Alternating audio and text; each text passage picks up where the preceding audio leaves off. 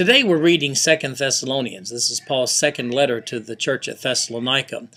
The epistle from Paul, this one, follows the first letter he wrote to them by a very short time. Probably this was written around 52 AD or so.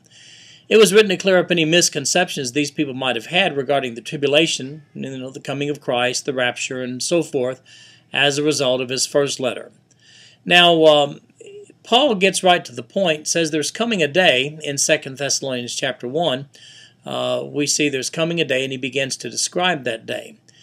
There was some confusion on the part of the Thessalonians with regard to whether they were in the tribulation or not. Kind of thought they were. And Paul deals with that extensively in 2 Thessalonians chapter 2. Now, you can't get an understanding of chapter 2 without thoroughly understanding verses 7 through 10 of chapter 1. So you need to read those verses carefully.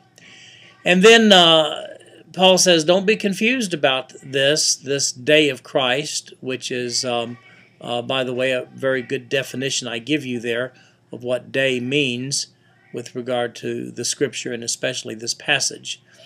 And then he encourages them in chapter 3 to pray for him. And then he finishes off the chapter by giving a warning against busybodies and deadbeats. Well, that's what's in today's reading. Hope you enjoy today's reading. I think you will, especially if you're interested in prophetic issues. And we'll see you tomorrow.